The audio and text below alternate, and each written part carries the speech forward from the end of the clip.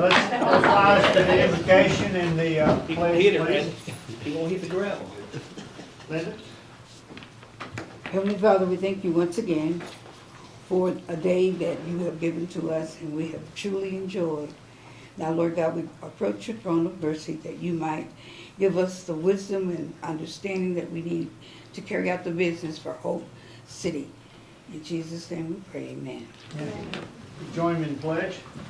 I pledge allegiance to the flag of the United States of America and to the republic for which it stands, one nation, under God, indivisible, with liberty and justice for all.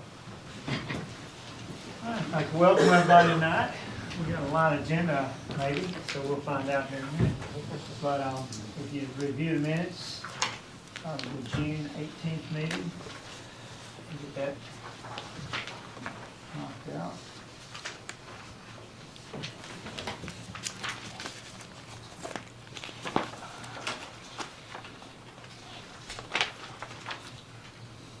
Offer to accept as read. A motion? Second. Second from Linda. All those in favor say aye. Aye. Opposed? Okay, JR, we'll move on to my favorite thing, landfill. All right. Yeah, I know it is ours too, and Mark, he does a good job. Mark's with us tonight to help us talk about a potential policy. I just wanted to bring to the board's attention that what's happened over the last 3 years or so is we've had a lot of people from outside of our service area delivering class 4 waste to our landfill. And as far as we know, there's not a policy that we don't take it, though there may be some logical thought about not taking it. But it has been happening.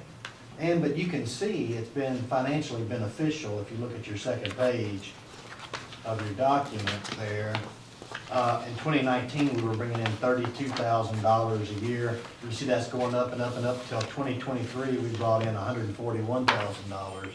And this year, we're on track to bring in about 144, 145.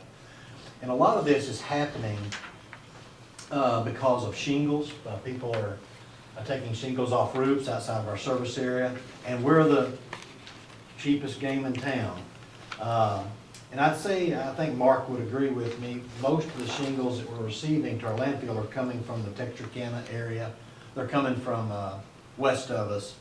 And because they have to take a lot of times they take theirs to the New Boston landfill, and it's very, very expensive. In fact, you can look down on page 1 there of your document. Waste Management is the name of it. And so they charge $54 a ton. So if you're in a 10-ton trailer load, it's about $510.30. Well, we're charging $6.75 a cubic yard. We're the only one that charges by cubic yard. But we estimate that a cubic yard is about 1,890 pounds, so about 9.45 tons in a 10-yard truck. So we would be charging that same truck $67.50. You can see the other landfills around us. Upper Southwest would be $259.88. Nashville, so you may think, well, Nashville doesn't have a landfill. Well, most counties do have a class 4 landfill. They may not, that way their citizens don't have to go all the way to Upper Southwest. They do all take their class 1 trash to Upper Southwest, but they don't all take their class 4 trash there. So they do have small landfills, and you can see what they're charging, a lot more than we're charging by the ton. So I think there's 2 options. We wanted the board to weigh in on this policy decision. I think there's 2 options. The board can go. We can either say, hey, Mark, we just don't want you accepting this class 4 material from outside of our service area. We just don't want to do it, so reject them and tell them they can't bring it here. But if we do that, we're going to lose close to that 100. We're only making 35,000. We're going to lose close to $100,000 a year that we use to operate our landfill with. Or we can say, no, we'll accept it, and we're going to go up on our rates for those that are outside of our service area. I'm not talking about going up on rates for people in our service area. We'd still charge $6.75 a cubic yard. So if you're in the city limits of Hope, Arkansas, that's what we would charge you.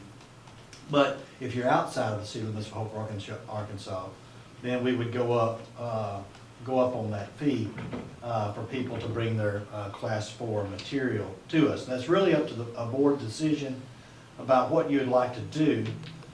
We were talking with Dorsey and I and Mark, we all met in my office to discuss this. I think as staff recommends that we continue to receive it and we go up on that price.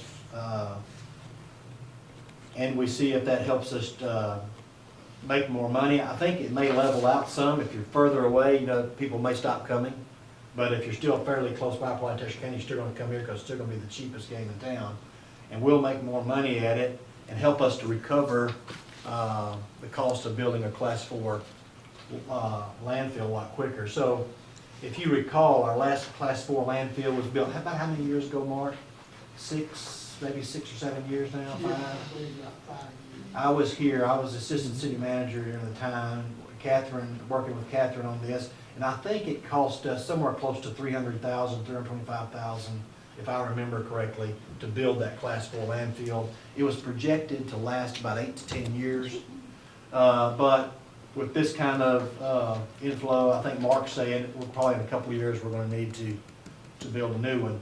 But you know, making $140-something thousand a year, if that could go up to $200,000 a year, we could easily build the new one and probably use money to operate with and save our, hopefully rates won't have to go up as quickly in our service area. So it's maybe something to think about. Mark, did you have anything you wanted to add here on this? It's just whatever guidance y'all want, which direction you want me to go. And we can stop them, you know, I talk to other landfills and they say that you can check license, get addresses, and I can screen like that. They say that's what they do, especially in Sevier County, they screen them out.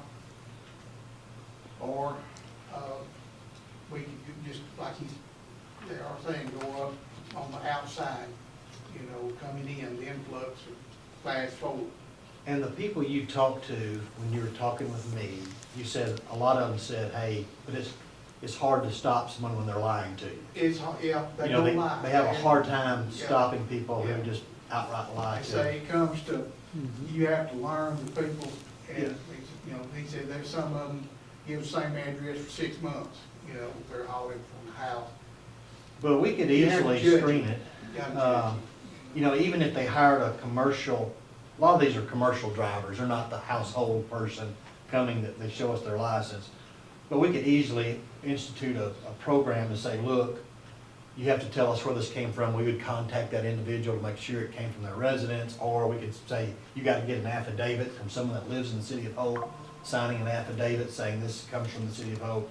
Again, it puts a little more strain on your operations. I think Mark, when he talked to other people, said it's kind of hindering on operations to really start investigating where things are coming from, because nobody's built to do that. You're just built to go, and you know, you're operating on a small amount of labor and you're just going.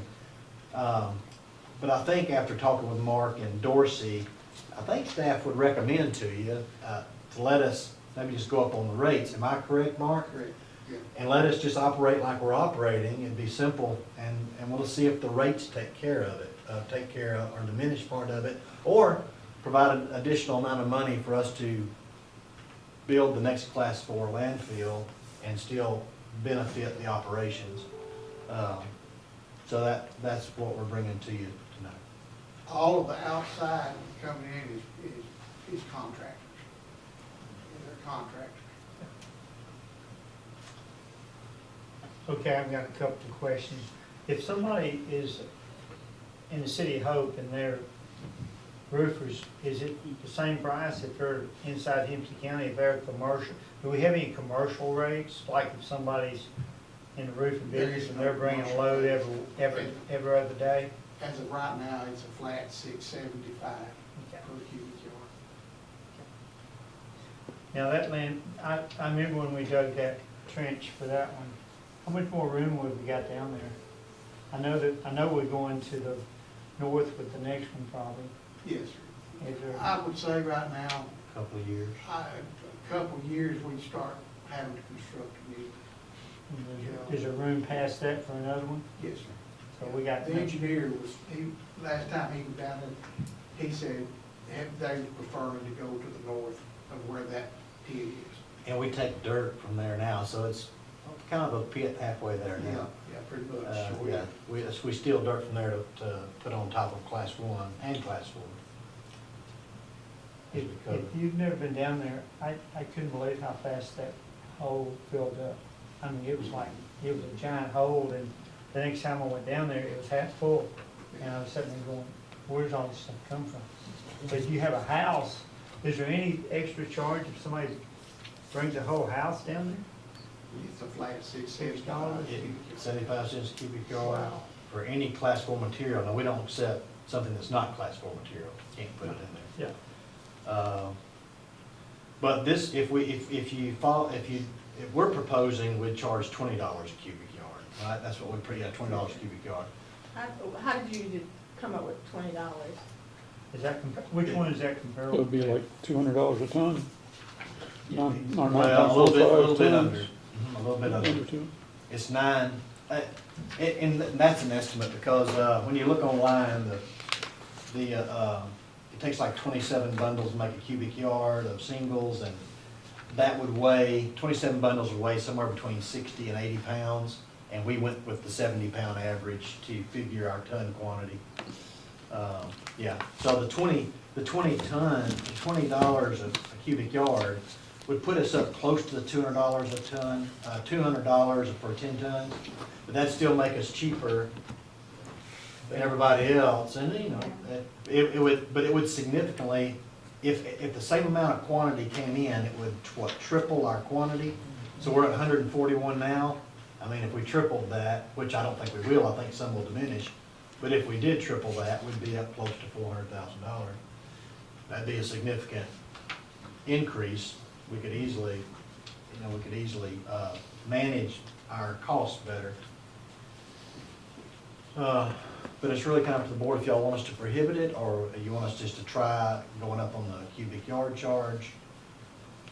We can't go to the ton charge because we don't have scales. Most of these other places have scales. And if we wanted to buy scales, it'd be pretty expensive. It'd be kind of counterproductive at this point. Well, one thing about it, we can revisit this in 6 months to see, or Sure. a year to see how it's going. Mark can keep us in tune on how things are going. And this is more of a discussion. If you want to move forward with this, I think we'll have to add this to our ordinance. And I'll have to run it by Randy and let Randy look at it, and then we'd get y'all. But if y'all want us to move in this direction, I can start making that amendment to our ordinance to talk about outside of our service area, class 4. Our policy for class 1 would remain the same. We're not taking any class 1 from outside of our service area. But we don't have that problem now because our trucks are what's delivering the class 1. We're out picking up the class 1, bringing it in. But we wouldn't allow other people, if someone wants to bring class 1 out, they can, but they're gonna have to show us they prove they live in the service area. But we don't have that, we don't really have that problem. I know it'd be difficult, but do you know what kind of percentage is coming from outside our area? On the class 4, I On think the you were class 4? estimating, you told me about 90%. About 90%? Oh, wow. Yeah, a significant amount. Was it, but as far as, I guess the onus would have to be on your folks to figure out whether, well, most of them are gonna be contractors regardless. Yes, most all of them about contractors. Yeah, even inside the service area, probably a contractor. If you're tearing the shingles off your roof, somebody's dumping it, bringing it somewhere. So it really shouldn't be that difficult, I guess, to determine.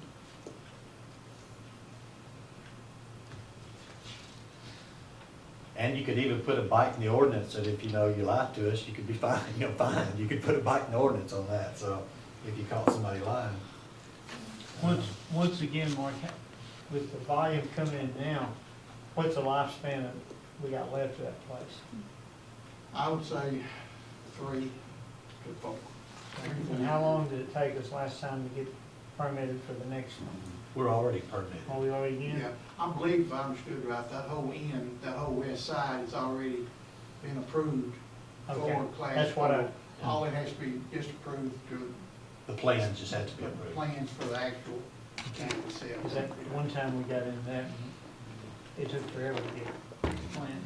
No, I think our class 4 area, there's an area already permitted, and we can build in that area after, but our plans still have to go to ADEQ. Correct. And they approve the plans, but we don't have to actually go through the permitting process. Okay, good. That's my understanding. That's what's my understanding. That's what the engineers told me.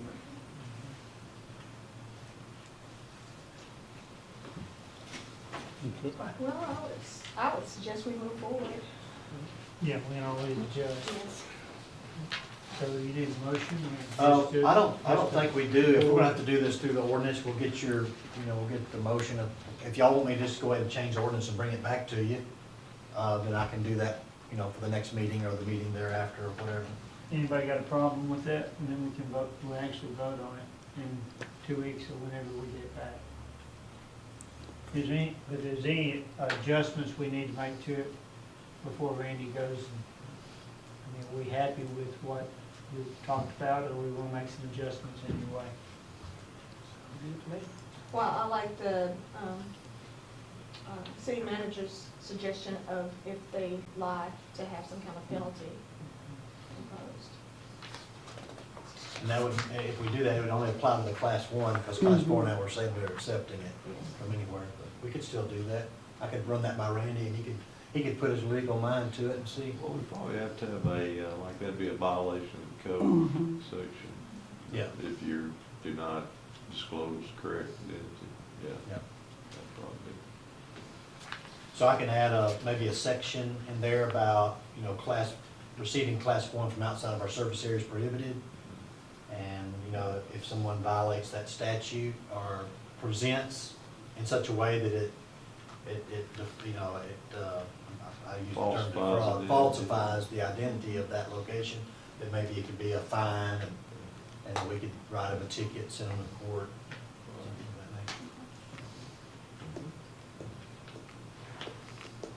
nature. Okay.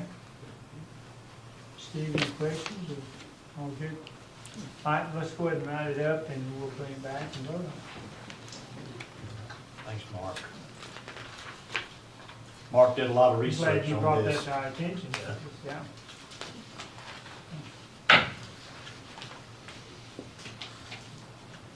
Number 6, pocket park.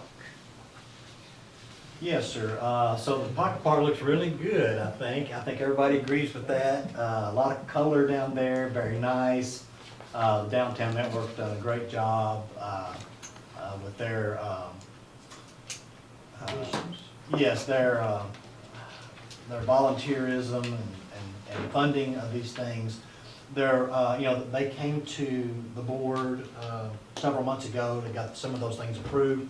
Some of those things weren't actually approved, and I think that came to our attention. And I was asked to put this on the board meeting when I talked to the mayor about it, and just to talk with y'all and let y'all discuss this. Obviously, everything's looked really good. There were some concerns that maybe, I think there were some, are the tables accessible, and what else do we need to do? And maybe something y'all wanted to talk about, but. Yeah, I think it was just brought up that the additions to the park was supposed to be cleared by the board before addition. I did have a visit with them, and they said they would definitely come back to us next time they added anything. But I think we were surprised with picnic tables showing up. And the day Teddy Lester came, they had umbrellas on the picnic tables, and they were really popular. We had a lot of people under the umbrellas, didn't we? So, it was hot. But any comments from the board on this? I think, Yeah, that's my concern, is that, I don't want to dissuade any group, organization, or individual from making contributions to the city. But if you're going to do that, I think you should come it should be a standard policy to come before the board to present that and to get our approval, because it could be something distasteful. For us to know exactly where you're placing it, and it could be something that's offensive to someone. And I think I think it's appropriate that it is presented to the board. and not just the pocket park, That's what I'm saying, anywhere around the city Any public any- property, it needs to come through the board. before we did anything, but I think we've worked that out, so. Yeah. But it's in the minutes, so we can say we talked about it. And the wheelchair ramp, I like the wheelchair ramp, but the parking is right there at it. If somebody pull up and then they go downtown walking, they actually got the wheelchair ramp blocked, right? You know where the sidewalk comes down for the wheelchair and the parking, and it's not marked for that. I went up there and looked at it, actually, I got some pictures of it. Maybe we'll make that a no parking zone. Yeah, the ramp is coming down to the street, but the parking is still, so if somebody park and go downtown, and somebody, how's they gonna get out to go? Charge on that. Okay, move on to items. Any other comment before we move on? Item 7, the parking. Oh, yes, did they say, because it is extremely hot, when the umbrellas would be available for people who wanted to eat in the park? Or is it just special occasions for the downtown network? I didn't actually. We can find out for the next meeting. I say them all the time, unless the wind carries them away. Okay, now we're ready for you. Okay, we're going to item 7. Yeah, let's go there. So Ms. Summers here tonight will help me introduce some of this, but what we're asking the board to do, the Cooperative Extension Service met with Summer and I, and they have a group that is working with the CDC, and they have it's called the Arkansas High Obesity Program. And a lot of money is being funded by the federal government to areas that are considered high obese areas. You have to hit a 40% mark of obesity, and I think Hempstead County hits the mark of 45%. So we're in that group. And the money actually flows from the U.S. Department of Transportation, and they provide monies to build trails for kind of healthy lifestyle of walking and cycling, and they help you with money to build those trails across roads with crosswalks and sidewalks and traffic signals that help you with pedestrian traffic. So initially we were told that it was 100% and there was no matching. So of course somebody was 100%, let's jump right on it. So we jumped on it, and it's a minimum of $2 million. So we were thinking initially, hey, they want to try to give us $2 million and it cost us nothing, and we could take our parks trails master plan and start building some of our trails, and it didn't cost us anything. So we were over the moon, but come to find out in the middle of writing all this up, it's not 100%, it's 80%. But the 20% match can be in kind, so it doesn't have to be a cash in kind. But the minimum you can do is $2 million. That's the minimum grant that can be granted.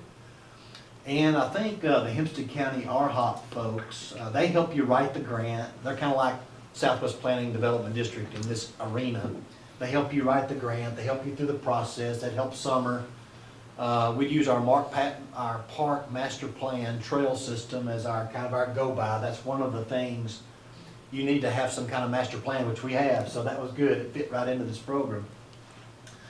And potentially we could get, if y'all allow us to at least make application, we could potentially start on this fairly quickly, and it not cost us cash money. We'd have to do 20% of in-kind labor, which, and you know, if we got the award and we brought it to y'all and we said, like, this is going to be more than we thought, you just don't have to accept the award if you don't want to.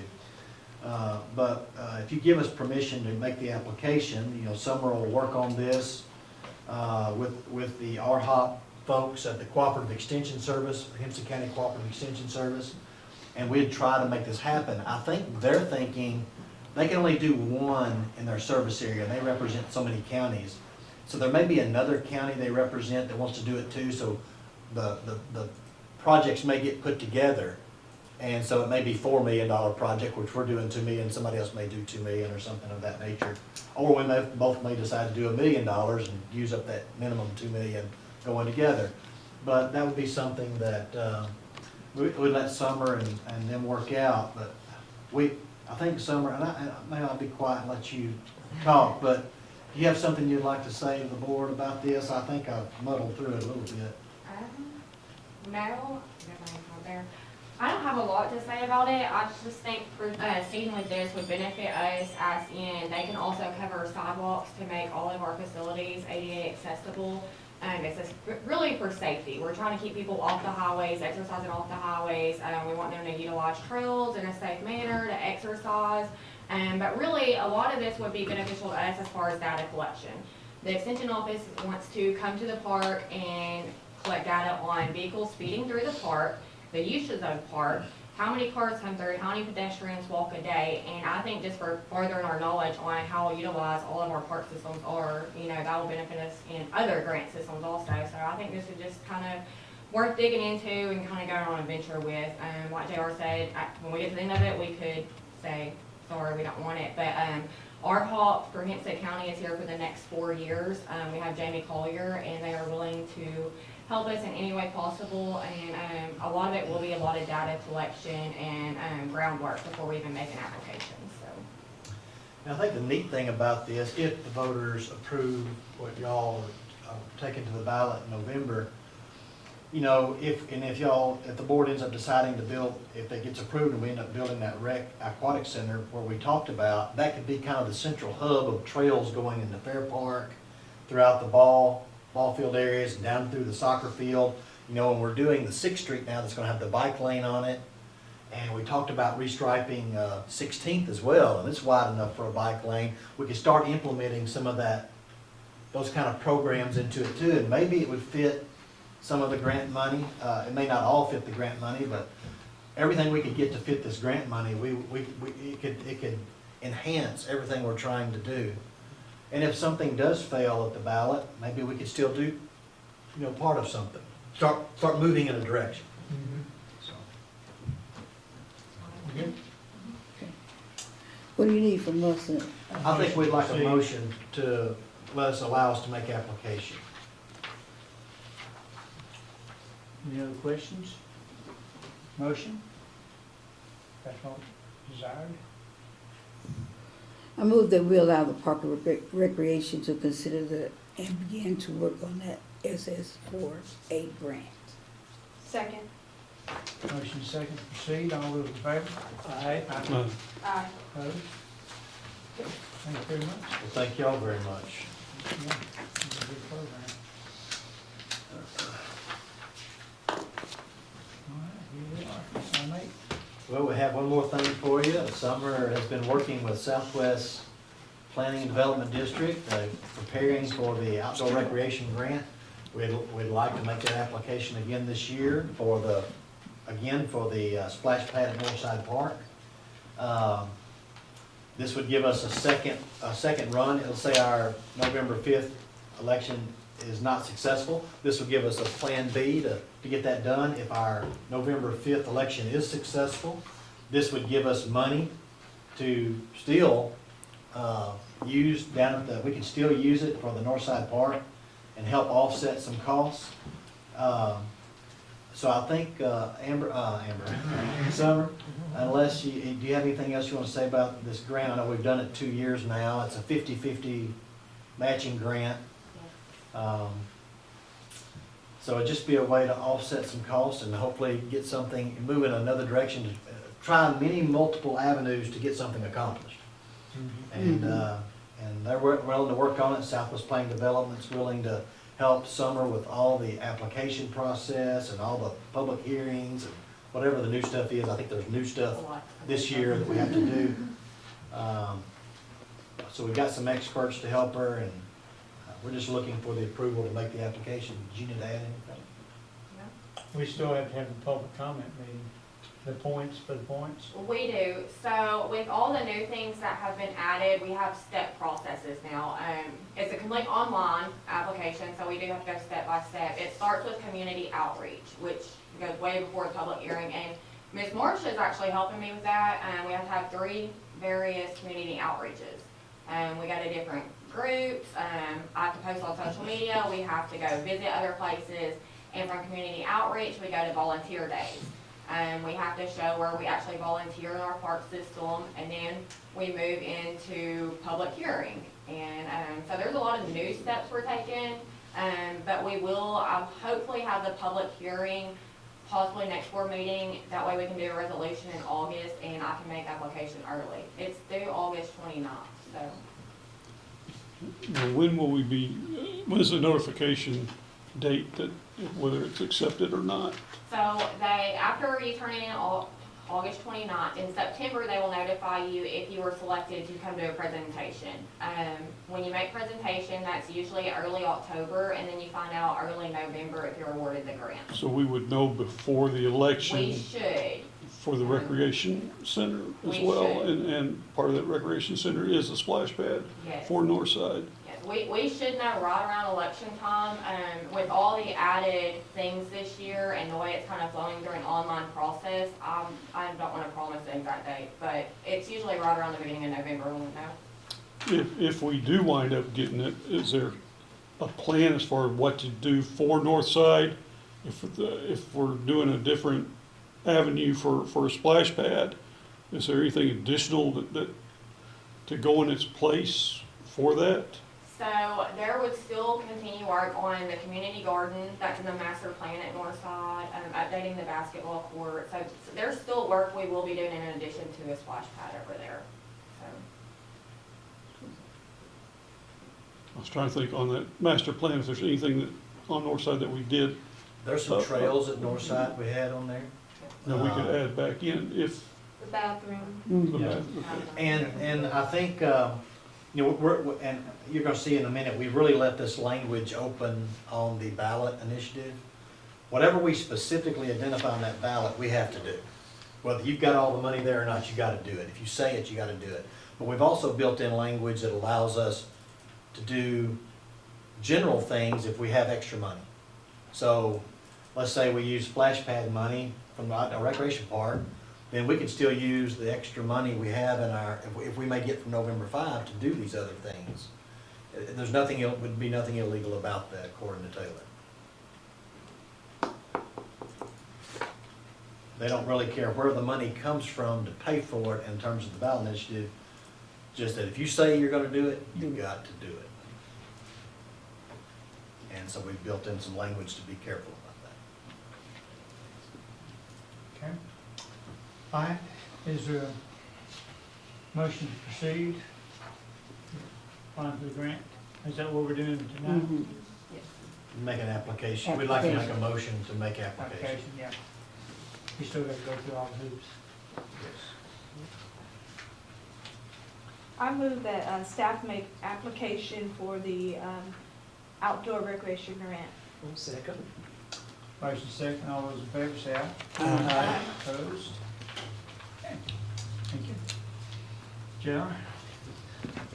Yes, I just, on the city manager's report, I just wanted to make sure y'all are aware that I did speak with the regional engineer of the Arkansas Department of Transportation, and I also received a letter from the commission that they are considering our highway memorial request at their August 7th meeting.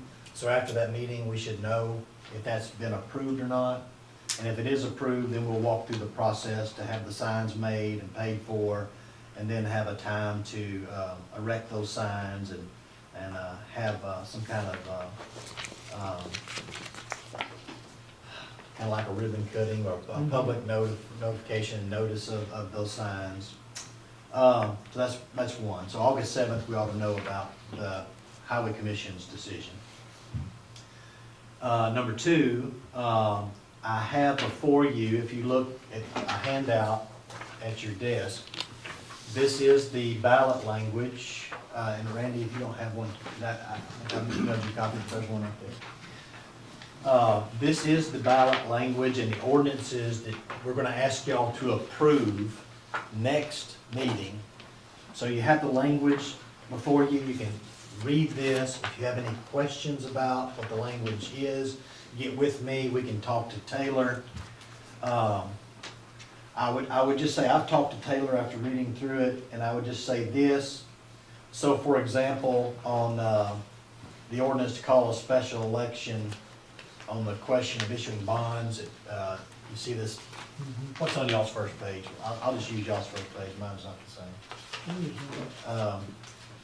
So for example, in y'all's packet, if you look at, let's look at section 2, for example. It says, the sales and use tax shall be levied and the net collections received after deduction of the administrative charge of the state of Arkansas and required rebates shall be used for the following. Whatever you say right there, whatever you say, we're gonna use it for the following, you must do. Okay, so if you put in there, build a recreation center, an aquatic center, and the voters approve that ballot, you cannot not build a recreation center and aquatic center. Now, this didn't lock, we're not locking it into a 2,500 square feet or 5,000 square feet. We have room there to work with, but whatever you put in here specifically, you must do specifically. And then, so you'll notice, and some of this will be generic language. So for example, like on the fire department, you'll never be able to know exactly what the costs are, so you're estimating high, right? We estimated at, 3 million some odd dollars for the fire department, but let's say we can do it for 2.5. So we have language in that ballot, instead of having to turn that money back, if we say the ballot allows 3 million, then we put in the ballot, hey, this money can be used to build that fire department and/or provide equipment and/or other apparatuses or something of that nature. That way, if you have money left over, you can use it to help you buy your next fire truck, or you could use it to help you buy extra equipment that needs to go in that fire department. Does that make sense to everybody? But if you say you're gonna build a fire department, you must build the fire department. So that's the key thing. The other thing that you may get tripped up on, we all know that November 5 is a general election. And you'll see a language in this ordinance talk about a special election. So when I asked Taylor about that, I said, yeah, but it's a general election. He goes, yeah, but it's a special election on the general election. So it's special in the sense that we're calling it, it doesn't have to necessarily be on the ballot. You're gonna be calling it to be on the ballot through this ordinance. So it's gonna be a special election being held at the general election date. So you may see language like that. And then also you may ask, well, on the 1.25% sales tax, why does that have 2 ordinances with it, and the one calling for the 8.75% bond initiative only come in 1 ordinance? Because these are 2 different statutes of Arkansas law. There's one statute, Title 26, Chapter 75, Subchapter 2, that deals with the 8-cent ongoing permanent tax, and that requires 2 ordinances. One for the ballot, and one for the actual ordinance explaining, asking for it. And then the other one is under a different statute where you're working under a different amendment, and it only you can do both of those items in 1 ordinance. So if you had that question like I did, why does this one have 2 and this one only have 1? That's the reason why, because the law is just different in those 2 areas. One allows it to be all done in 1. The other law makes you separate them. So if y'all, but you will notice if you approve this, so you'll see the ballot language with the for and against. So that'll be kind of what's on the ballot. So you can really focus in on that, of what it'll actually say, what the people will actually see. So you got a fire improvement bond, you got a park and recreational improvement bond, and you got a sales and use tax for the 0.125%. And the other one has the 0.875 built into it. So there'd be 3 initiatives on the ballot that people would have to vote for. Okay, I don't know if that's muddy or clear, but if you had any questions, just call me after you had a chance to read it, and I'll be glad to pass them on to Taylor and to Randy. And Randy's gonna look at all these things Taylor's done and make sure we're all good to go from a city point of view. And we'll move forward from there. The other thing I would say about this ballot language, can you put the hand up out, the cost estimates for the Excel spreadsheet on the cost estimates for The rec center? Yep. So one thing I did want to bring to your attention, you know, we've been talking about an 8 cent. I just want you to know this 8 cent, y'all asked me to get together some cost estimates. Will this 8 cent be sufficient? Well, it's gonna be close. I mean, y'all may want to look at raising this to a 1/4 cent. I think we can do it at the 8 cent. But if you look up top, what we built in here is 2 full-time positions. That's the top 2 rows. We'd have a program coordinator for everything in that rec center. Basketball programs, volleyball programs, swimming programs, indoor, outdoor swimming type stuff. They'd be a program coordinator over that. And then we'd have one more full-time person, and both of these would be lifeguards. Also, one more full-time person that would be the helper, help maintain everything, keep everything clean, and be the lifeguard. And one of the rules you need to understand, according to the state of Arkansas, every 2,000 square feet of surface area of water requires a lifeguard. Now inside this building is somewhere close to 6,000 square feet. That would require us to have 3 lifeguards all the time. But when I called the Department of Health, I said, look, what if you got 1 or 2 people swimming? Surely you don't have to have 3 lifeguards. And they say, well, no, we're not gonna make that. We always give some dispensation, even though the rules do call for it. They said they work with cities because they realize that's not feasible. They said, look, if you follow the Red Cross guidelines, we will defer to that. And I think what those guidelines are is you could have every 2,000 square foot of surface area of water, or I think it's 1 lifeguard for every 20 or 25 swimmers. So if you had 50 swimmers, 2 lifeguards could handle it. He said, now if we come up there and there's 100 swimmers and you only got 1 or 2 lifeguards, we're gonna ding you. So anyway, that's kind of following the rules. The other thing we asked was, well, can we do swimming at your own risk at any time? And he goes, yeah, it's possible. But the way that works in Arkansas is you have to develop a plan, you have to have rules for the plan, and you have to submit that plan to the Arkansas Department of Health. Then they receive it and submit it to their legal team, and they review it, and if they approve it, and he said, we have approved that for some pools in Arkansas that have a good plan and good control of the plan. He said they can allow that, and you just get their approval. So, it may be that we can do that as well to help cut some costs. So that's another option. But as you see these costs, we added in what it would take to put in seasonal part-time folks, and what the chemicals we think would cost, and what the cleaning and toiletries would cost, and what the uniforms for lifeguards and the supplies, and one of the big costs is insurance. We didn't think about earlier.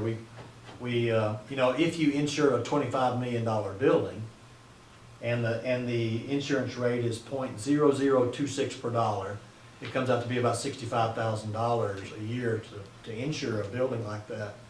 And so you can see that comes out to an total annual cost of $320,000 roughly.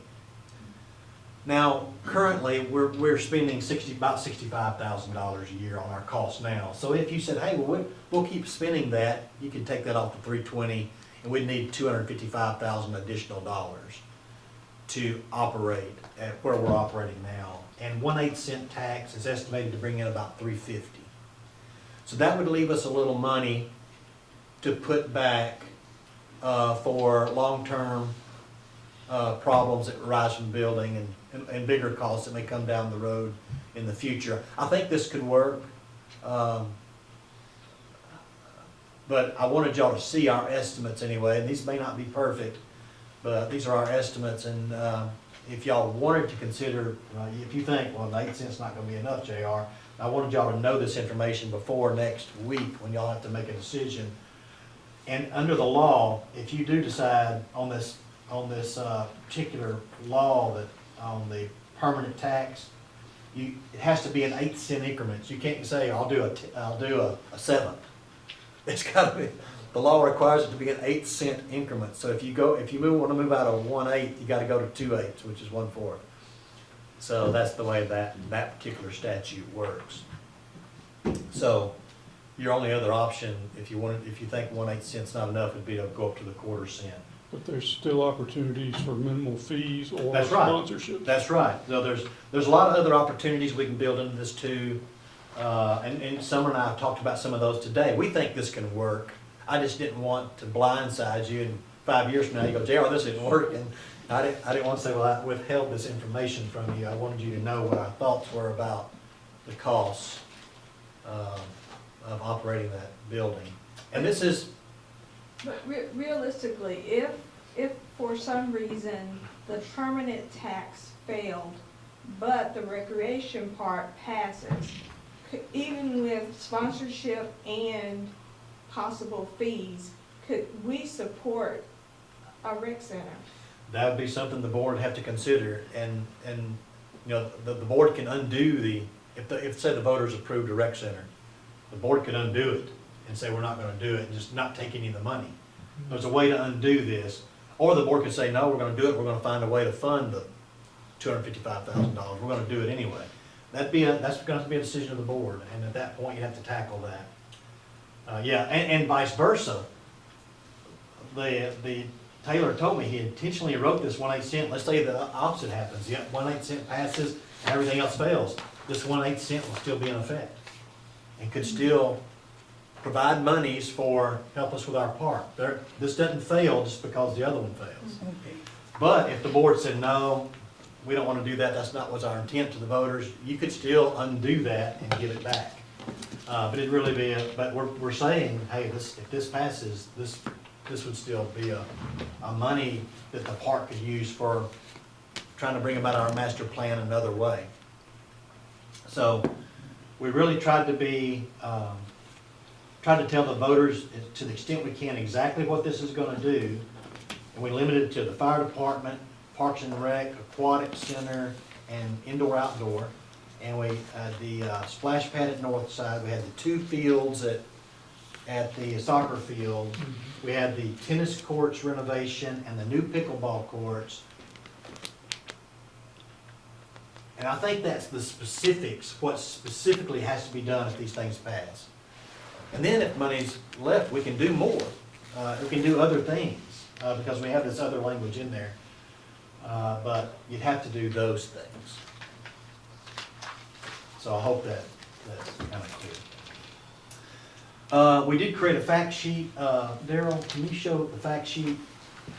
So here's like our quick fact sheet on the Hope for the Future project. So number one, so if we want to go talk about this, what is Hope for the Future? There's a little statement about what it's all about, what projects are included. It says in here what's included, the requirements to do, what does it all cost. That, so y'all may notice that amount is not exactly what y'all approved last time, but that's the principal amount that would be required, the par value of the bonds, in other words, to get you the projected construction funds that y'all approved. So that's what that is. That's the estimated payoff is 15 years, but the stated maturity would be 21. But we think we'd do it in 15, and we would if we get 100% collections and nothing goes wrong. How is it financed? It'd be a 1 cent sales tax, 7/8 is bond payment, 1/8 cent could be used for bond or O&M. So if the money starts rolling in, and we start building, we could use that 1/8 cent to pay off the bonds. But let's say 4 years down the road, we're really ready to go with our, to start running this thing, we could take that 1/8 cent out and let it just work for O&M after that. And then it says in B, 7/8 cents would sunset and the 1/8 cent would remain. And then, what are the benefits? We talk about that. And then, is there anything else down there? Yeah, and the future commitments, we talk about our park master plan, and we intend to do more than this, and we're asking for people's support on November 5th to all 3 special election ballot initiatives. And then y'all could, anybody who goes to talk about this with a support group or some group, you could take this fast facts with you and hand them out. And what I'd also like to have your approval to do is work with some video company that could produce a 1 to 2 minute video for us, kind of like we did for EDC. And that's going to cost, this is something we can do ourselves and print out, but that would cost. And when I talked to EDC, I think that they work with SWARC, on what they did for them. And I think it was around $5,000 to create that video or something.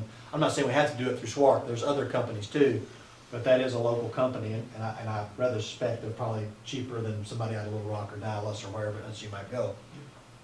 But we can definitely look around to see what someone could do for us, and try to build a little short video that y'all could present as you go out and talk about this to groups. And we can put it on our social media, make it short enough so it works on social media, that people will look at it and not turn it off because it's too long. Just trying to do something quick and nice. But if y'all kind of approve those, I'll get some prices and we'll see what we can do, and I'll bring it back to you. But we definitely want to get going on that pretty quick after, if y'all approve these ordinances next meeting, we'll want to get started on that pretty quick. So we had it sometime in August, and y'all are ready to hit the road between August and November to start, talking about this what we'd like for people to do. The other thing I wanted to mention to you was our ANRC bond did close last week. We closed, and so we got the money. We don't have all the money, but the way that works is our engineer makes requests for the money as we're spending it, and they reimburse us. We've already been reimbursed for our bond council fees and sent those checks off, and we've been reimbursed for some of our engineering fees, maybe not all of them, and we've got those sent off. And so now we actually can't start the project until ANRC finally approves our engineering plans. ADQs, they don't have to do anything further, they're fine with what's going on.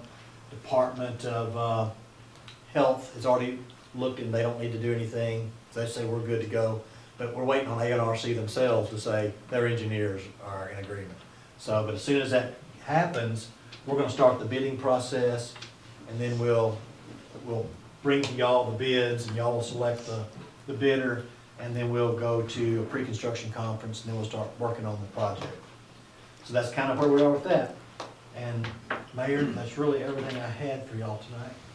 Okay. Any comments from the board? I would just like to commend the staff on the job, doing an excellent job on the cemetery. It looks really. Very proud of the park. Summer was over all that. Lionel is kind of her main supervisor. All the guys, it's not me. What's the two guys, I go out there and shake their hand because they do it. What's their names? Jim Rhodes and Tyler Patterson started a day out there, and went on no longer with us, so. They're doing a great job. I just can't.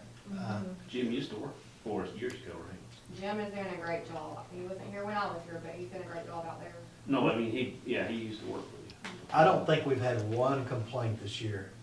All we've had numerous people call, say how nice it is. Yeah, it really. Yeah. That's good. Right. Anybody else? Okay, public comment. If you have anything to come before the board, come up, state your name. We'll be glad to entertain. Good, all right. If not, the meeting adjourned. Thank you, guys. Mr. Brady, I thought you were